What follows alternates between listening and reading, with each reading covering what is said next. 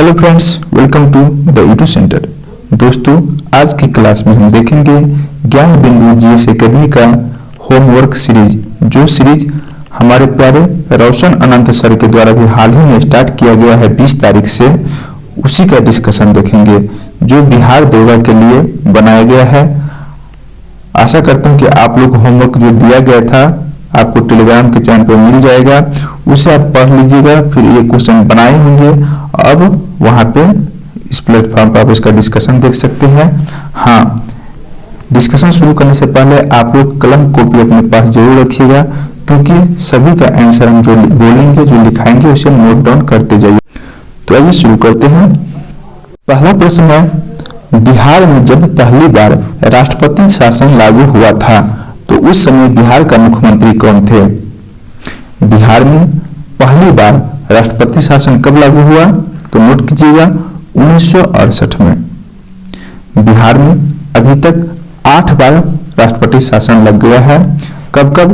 1968 में, 1969 में, 1972 में, 1977 में, 1980 में, 1995 में, 1999 में और अंतिम बार 2005 में। यदि बात किया जाए भारत में, तो भारत में सबसे पहले राष्ट्रपति शासन 1951 में कहां पे? पंजाब में लागू किया गया था। और जब पहली बार बिहार में राष्ट्रपति शासन लागू हुआ 1968 में, उस समय बिहार के मुख्यमंत्री कौन थे? पासवान शास्त्री। अगला प्रश्न देखिए, सिंधु तथा सतलज नदी के मध्य हिमालय जाना जाता है। हिमालय को हम सभी जानते हैं कि 4 भाग में बांट दिया गया है। सिंधु और सतलज नदी के बीच जो हिमालय पड़ता है उसको कहते हैं पंजाब हिमालय, ठीक है। और सतलज और काली नदी के बीच कुमायूं हिमालय, और काली और तीस्ता के बीच नेपाल हिमालय, और तीस्ता और दिहांग या ब्रह्मपुत्र नदी के बीच असम हिमालय।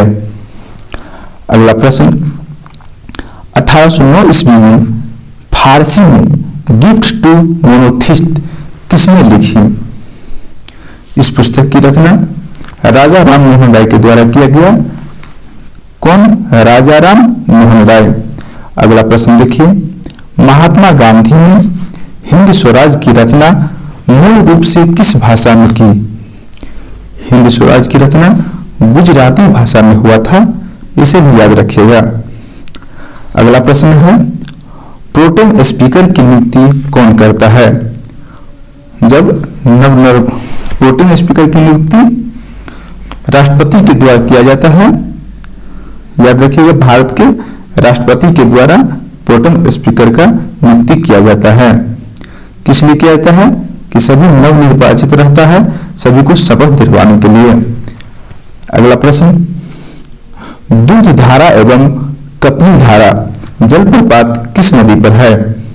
तो यह दोनों जलप्रपात नर्मदा नदी पे है, नर्मदा नदी पर। अगला प्रश्न, आंख में प्रवेश करने वाले प्रकाश की मात्रा को कौन नियंत्रित करता है? प्रकाश की मात्रा का नियंत्रण आइरिस के द्वारा किया जाता है, आइरिस। अगला प्रश्न है, किस अनुच्छेद के तहत राष्ट्रपति प्रधानमंत्री की सलाह से लोकसभा भंग कर सकता है? तो इस चीज का वर्णन आर्टिकल 85 में है। अनुच्छेद 85 के तहत राष्ट्रपति प्रधानमंत्री की सलाह पर लोकसभा को भंग कर सकता है। और आप लोग यह भी बताइए, क्या राज्यसभा को भंग किया जा सकता है? तो कहिएगा नहीं। क्यों? क्योंकि राज्यसभा एक अस्थायी सदन होता है। अगला प्रश्न, इसरो का गठन कब हुआ? इसरो का गठन 1969 ईस्वी में हुआ था, ठीक। इसका हेडक्वार्टर कहाँ है? बेंगलुरु। और इसका अध्यक्ष वर्तमान में कौन है? Doctor V Narayan. अगला प्रश्न की तरफ चलते हैं, घुड़सवारी के मैदान को क्या कहते हैं? घुड़सवारी के मैदान को एरीना कहते हैं, एरीना। अगला प्रश्न, विश्व शिक्षक दिवस कब मनाया जाता है? विश्व शिक्षक दिवस हम लोग कब मनाते हैं? हम लोग 5 सितंबर को मनाते हैं, जो कि राष्ट्रीय शिक्षक दिवस होता है। लेकिन यह बोल रहा है विश्व शिक्षक दिवस, यह 5 अक्टूबर को मनाया जाता है, ठीक है। अगला प्रश्न देखिए, 12वां प्रश्न है, राष्ट्रपति द्वारा लोकसभा एवं राज्यसभा में कुल कितने सदस्यों को मनोनीत किया जाता है।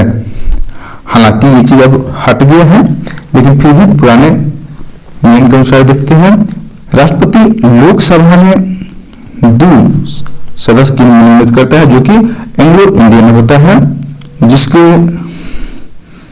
किस आर्टिकल के तहत, तो 331 आर्टिकल के तहत किया जाता था। और राज्यसभा में कितना का, तो 12। ठीक है। अगला प्रश्न, केंद्रीय मगरमच्छ प्रजनन एवं प्रबंधन प्रशिक्षण संस्थान कहाँ स्थित है। यह संस्थान हैदराबाद में स्थित है, हैदराबाद में। अगला प्रश्न, किस रंग के प्रकाश का प्रकीर्णन न्यूनतम होता है। सबसे न्यूनतम प्रकीर्णन पूछ रहा है, प्रकीर्णन न्यूनतम किसका होता है, लाल का यानी कि रेड का, और सबसे अधिक बैगनी का। और यदि तरंगदैर्घ्य पूछता है तो सबसे अधिक तरंगदैर्घ्य होता है लाल का, और सबसे कम तरंगदैर्घ्य होता है बैगनी का। अगला प्रश्न, स्विट्जरलैंड की मुद्रा क्या है। स्विट्जरलैंड की मुद्रा क्या है, फ्रैंक है, फ्रैंक। अगला प्रश्न, भारत का जलीय व स्थलीय दोनों क्षेत्र मिलाकर अक्षांशीय विस्तार कितना है।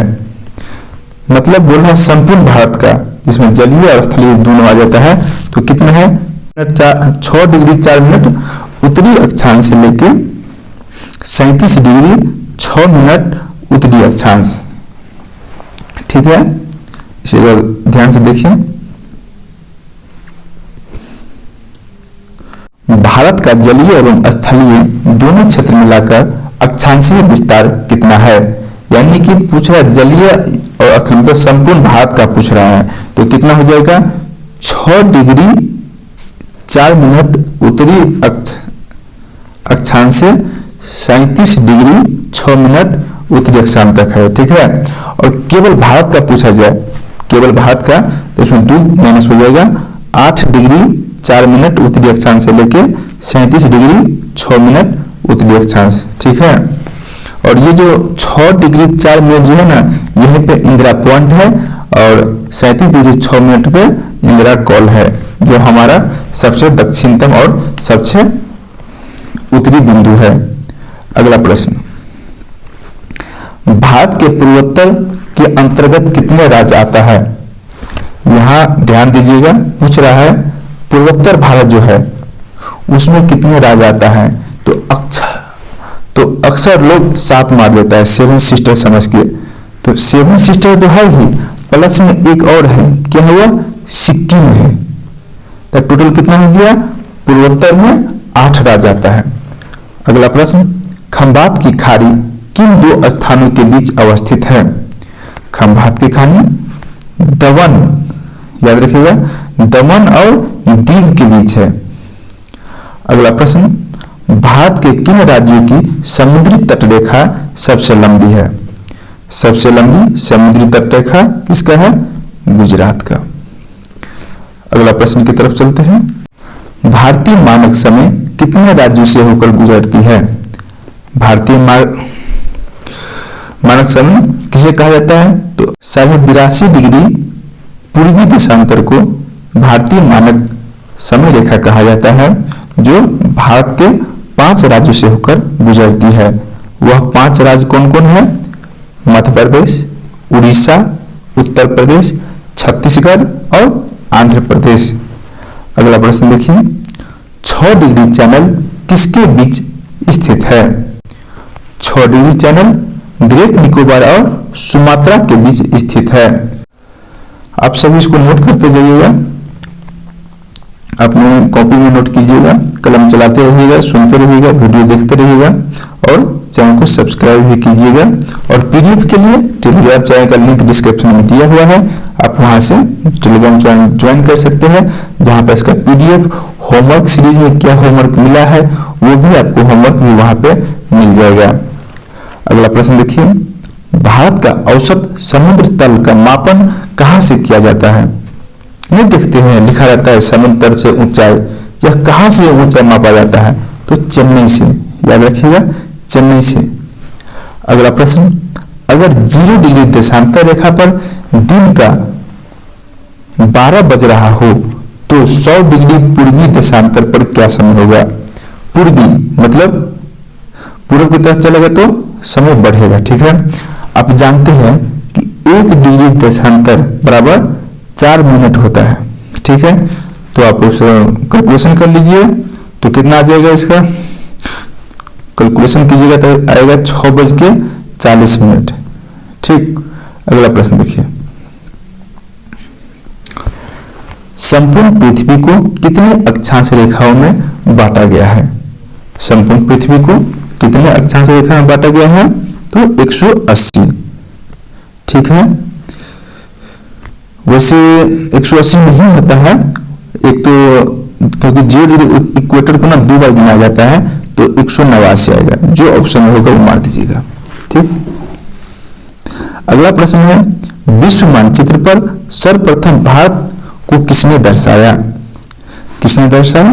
टॉलमी ने दर्शाया था। भारत के कितने राज्य कर्क रेखा के उत्तर में स्थित है? कर्क रेखा पे कौन कौन राज्य स्थित है? आप लोग कमेंट करके बताइए। मित्र पर गमछा झार, और पूछ रहा है इसके उत्तर में कितने हैं? तो उत्तर में टोटल 12 राज्य है। ये मित्र पर गमछा झार जो मिजोरम त्रिपुरा है सबको छोड़ के उत्तर में कितना है? तो 12 राज्य है, ठीक। अगला प्रश्न, कर्क रेखा एवं 82 डिग्री पूर्वी देशांतर रेखा एक दूसरे को किस राज्य में प्रतिच्छेद करती है? किस राज्य में करती है? छत्तीसगढ़ में, छत्तीसगढ़ में, याद रखिएगा। अगला प्रश्न देखिए, भारतीय उपमहाद्वीप में कितने देश हैं? भारतीय उपमहादेश में कितने देश हैं? जोड़ लीजिए, भारत, पाकिस्तान, बंगाल, नेपाल, भूटान, कितना हुआ? 5 देश हैं। अगला प्रश्न, भारत के कितने ऐसे राज्य हैं जिनकी सीमा अंतर्राष्ट्रीय सीमा को स्पर्श नहीं करती है? समझ रहे ना, 12 स्पर्श करती है लेकिन 16 अंतर्राष्ट्रीय सीमा को स्पर्श नहीं करती है। इसका सही आंसर 16 हो जाएगा। अगला प्रश्न, तमिलनाडु के कन्याकुमारी से कृष्णा नदी के डेल्टा तक के क्षेत्र को क्या कहते हैं? कन्याकुमारी से कृष्णा नदी के डेल्टा तक के क्षेत्र को क्या कहते हैं? कोरोमंडल कहते हैं, कोरोमंडल। अगला प्रश्न है, सहकारी क्षेत्र के विकास के लिए किस वर्ष सहकारिता मंत्रालय की स्थापना की गई? किस वर्ष किया गया? 2021 ईस्वी में। अगला प्रश्न, 2001 से 2011 के बीच भारत के जनसंख्या में कितनी प्रतिशत की वृद्धि हुई? कितनी प्रतिशत की? 17.64% की वृद्धि हुई। अगला प्रश्न, केंद्रीय महिला एवं बाल विकास मंत्री, इसे याद रखिएगा, केंद्रीय महिला एवं बाल विकास मंत्री कौन है? श्रीमती अन्नपूर्णा देवी ने बाल विवाह मुक्त भारत राष्ट्रीय अभियान की शुभारंभ कहां से किया है? कहां से किया है? नई दिल्ली से किया है। नई दिल्ली से कब? 25 नवंबर 2024 को, ठीक है। यह क्यों किया? क्योंकि अभी भी इंडिया में बाल विवाह का प्रचलन देखा जाता है, सबसे ज्यादा पश्चिम बंगाल में, और हमारा बिहार दूसरे स्थान पे है। इसे भी रोकने के लिए, इसी बाल विवाह को खत्म करने के लिए 25 नवंबर 2024 को नई दिल्ली से केंद्रीय महिला एवं बाल विकास मंत्री श्रीमती अन्नपूर्णा देवी ने बाल विवाह मुक्त भारत राष्ट्रीय अभियान का शुभारंभ किया। अगला प्रश्न, अंतर्राष्ट्रीय महिला विरोधी हिंसा उन्मूलन दिवस कब मनाया जाता है? कब मनाया जाता है? यह दिवस 25 नवंबर को मनाया जाता है। अगला प्रश्न, प्रधानमंत्री जन धन योजना की शुभारंभ कब किया गया? कब किया गया? याद रखिएगा, 15 अगस्त 2014 को जन धन योजना की घोषणा हुई थी और 28 अगस्त 2014 को इसे लागू किया गया था। अगला प्रश्न, केंद्रीय स्वास्थ्य और परिवार कल्याण मंत्रालय की ओर से जारी राष्ट्रीय परिवार और स्वास्थ्य सर्वेक्षण के आंकड़े के अनुसार किस राज्य में बाल विवाह सबसे अधिक प्रचलित है? कहां पे सबसे अधिक बाल विवाह है? तो पश्चिम बंगाल में। कितना प्रतिशत? 41.6%। और सेकंड स्थान बिहार का है, कितना? 40.8% के साथ। अगला प्रश्न, ग्लोबल गर्लहुड रिपोर्ट कौन जारी करता है? तो यह रिपोर्ट सेव द चिल्ड्रेन के द्वारा जारी किया जाता है। अगला प्रश्न, देश में जन्म एवं मृत्यु रजिस्ट्रीकरण, इसका रजिस्ट्रेशन अधिनियम कब पारित हुआ? कब पारित हुआ था जन्म और मृत्यु रजिस्ट्रीकरण? तो 1969 को, 1969 को। अगला प्रश्न, स्वतंत्र भारत की पहली जनगणना कब हुई? स्वतंत्र भारत की पहली जनगणना 1951 में हुआ था। और जनगणना की शुरुआत भारत में कब हुआ था? 1872 में ही हुआ था। उस समय गवर्नर जनरल कौन था? आप लोग कमेंट करके बताइए। अगला प्रश्न, भारत में सबसे कम आबादी वाला केंद्र शासित प्रदेश कौन सा है? सबसे कम आबादी वाला केंद्र शासित प्रदेश लक्षद्वीप है। और सबसे अधिक दिल्ली। ठीक है। अगला प्रश्न, भारत में सबसे अधिक वर्षों तक रहने वाला यूरोपीय कंपनी कौन है? भारत में सबसे पहले कौन आया है? East India company. कौन ईस्ट इंडिया कंपनी? पुर्तगाली ईस्ट इंडिया कंपनी। कब आया? यह आया 1498 में और गया कब? 1961 में। तो सबसे अधिक दिन कौन रहा? पुर्तगाली ईस्ट इंडिया कंपनी सबसे पहले आता है और सबसे बाद जाता है स्वतंत्रता प्राप्त होने के बाद 1961 में। समझ गए ना? अगला प्रश्न, भारत में पुर्तगाली शक्ति का वास्तविक संस्थापक कौन था? सबसे पहले कौन पुर्तगाल आया था? 1498 में वास्को डी गामा। लेकिन पूछ रहा है वास्तविक संस्थापक कौन था? तो फ्रांसिस्को द अल्बुकर्क। नोट कर लीजिए, फ्रांसिस्को द अल्बुकर्क। अगला प्रश्न, किस स्थान पर भारत में प्रथम नगर निगम स्थापित किया गया था? किस राज्य में? तो मद्रास में। कब? 1688 में मद्रास में। अगला प्रश्न, ईस्ट इंडिया कंपनी के किस अंग्रेज गवर्नर को औरंगजेब द्वारा भारत से निष्कासित किया गया? किसे? जॉन चार्ल्स को। जॉन चार्ल्स को लगभग 1688 के आसपास औरंगजेब के द्वारा निष्कासित कर दिया गया था भारत से। अगला प्रश्न, वांडीवास का युद्ध कब हुआ था? वांडीवास का युद्ध कब हुआ था? तो 22 जनवरी 1760 ईस्वी में वांडीवास का युद्ध हुआ था। अगला प्रश्न, फ्रांसीसियो ने अपना मुख्यालय नगर कहां बनाया? किसको बनाया? पुडुचेरी को बनाया था। अगला, अंग्रेजों ने किस मुगल बादशाह के समय पटना में अपनी व्यापारिक कोठी खोली थी?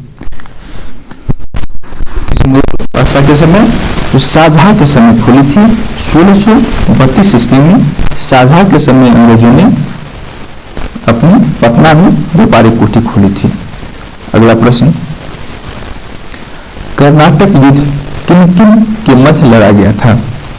कर्नाटक युद्ध ब्रिटिश ईस्ट इंडिया कंपनी और फ्रांसीसी ईस्ट इंडिया कंपनी के बीच लड़ा गया था। कर्नाटक युद्ध ब्रिटिश ईस्ट इंडिया कंपनी के बीच और फ्रांसीसी ईस्ट इंडिया कंपनी के बीच लड़ा गया था। अगला प्रश्न, चोल का युद्ध कब हुआ था? चोल का युद्ध 1508 ईस्वी में हुआ था मिस्र और पुर्तगाल के बीच, जिसमें मिस्र की विजय हुआ था। अगला प्रश्न है, राजा राम मोहन राय का पूर्वगामी किसे कहा जाता है? राजा राम मोहन राय का पूर्वगामी अल्बुकर्क को कहा जाता है। अल्बुकर्क को कहा जाता है। क्यों?